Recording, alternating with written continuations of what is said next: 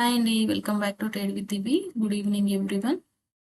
Nifty అయితే ఇవాళ చాలా బాగా మూవ్ అయిందండి. Nifty and Sensex single directional move and నిన్న మనం అనాలిసిస్లో ఎలా చెప్పుకున్నామో ఎగ్జాక్ట్లీ అలాగే జరిగింది. ఎక్కడ బౌన్స్ వస్తుంది ఏంటి అనేది అది కూడా ఎగ్జాక్ట్లీ జరిగిందండి.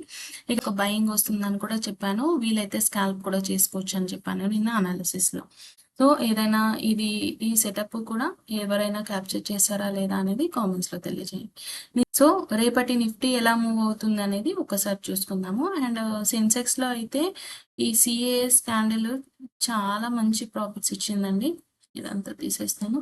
చాలా మంచి ప్రాఫిట్స్ ఇచ్చింది. ఇక్కడ చూడండి, ఈ ఒక్క క్యాండిలే మనకు ఆల్మోస్ట్ 77,000 పుట్లో అయితే 10 బేస్ వచ్చేసి 10 ఉంది. యాక్చువల్గా మూమెంట్ వచ్చేసి 20కి స్టార్ట్ అయింది. 20 టు 258 వెళ్ళిందండి. ఎవరైనా క్యాప్చర్ చేశారా? 258 ఆర్ 280 సంథింగ్ వెళ్ళింది. చాలా మంచి మూవ్, సింగిల్ క్యాండిల్లో వెళ్ళేసింది అసలు. ఎవరైనా క్యాప్చర్ చేసేది ఉంటే కామెంట్స్లో తెలియజేయండి. అండ్ రేపటి సెన్సెక్స్ మూవ్ ఎలా ఉంటుంది అనేది ఒకసారి చూసుకొని దాని తర్వాత నిఫ్టీకి వెళ్దాము.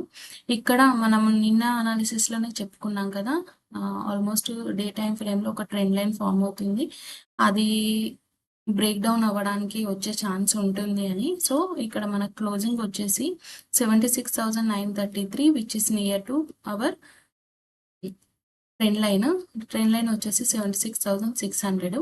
సో రేపు సెన్సెక్స్ ఆర్ నిఫ్టీలో ఎలా ప్లాన్ చేసుకోవాలి అంటే, ఫస్ట్ ఓపెనింగే gap up, flat, gap down ఏది ఓపెన్ అయినా ఒక 5 minutes to 15 minutes వెయిట్ చేయండి. ఎందుకంటే ఇక్కడ మనకు first 5 minutes candle or 15 minutes వరకు కొంచెం ట్రాపింగ్ అనేది జరుగుతుందండి ఎవ్రీ డే.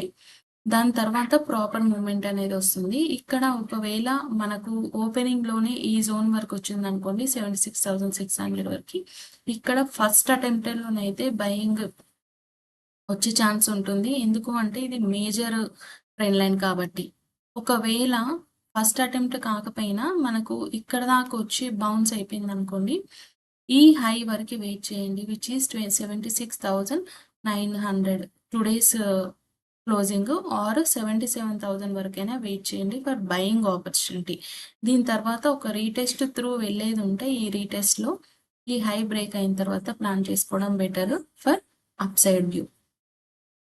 టార్గెట్స్ వచ్చేసి 77,400, 600, 800 ఇవే ఉంటాయండి, 200 గ్యాప్స్. బట్ ఒకవేళ ఓపెనింగ్లోనే ఈ ట్రెండ్ లైన్ బ్రేక్ చేసింది అనుకోండి, బ్రేక్ చేసిన తర్వాత కంపల్సరీ ఈ జోన్కి రీటెస్ట్కి రావాలి. ఏ జోన్ నుండి అయితే బ్రేక్ డౌన్ అయిందో ఆ జోన్కి రీటెస్ట్కి అనేది రావాలి. సో అలా చూసుకున్న ఒక బయింగ్ స్కాల్ప్ అనేది పడుతుంది. ఇక్కడ ప్లాన్ చేసుకోండి. ఒకవేళ 76,600 బ్రేక్ డౌన్ అయ్యేదంటే 400 and 200 will be our targets. లాస్ట్కి 76,000 will be final target. But అది కంటిన్యూషన్ వచ్చే స్కోప్ అయితే ప్రజెంట్ రేపు కనిపించట్లేదు. Will see for Monday or next week. ఓకేనా? సో కమింగ్ టు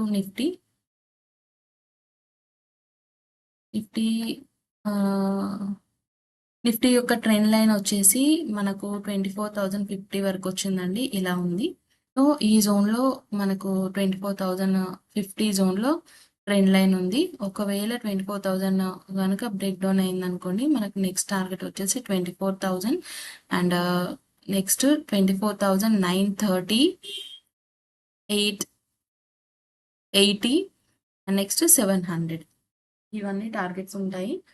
అండ్ ఇందాక చెప్పినట్టు ఇక్కడ ట్రెండ్ లైన్ ఈ జోన్లో కనుక బ్రేక్ డౌన్ అయ్యేది ఉంటే మనకి ఇక్కడ వరకు వచ్చే స్కోప్ ఉంటుంది.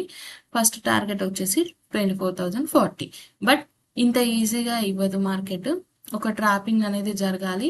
ఈ జోన్ వరకు వెళ్ళి మళ్ళీ కిందికి వచ్చేది ఉంటే only you can go for up side positional trade only after breaking of 24,200.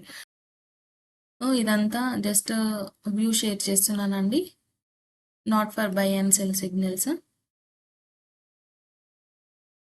Hope you like the video. Please like, share and subscribe and support our channel. Thank you.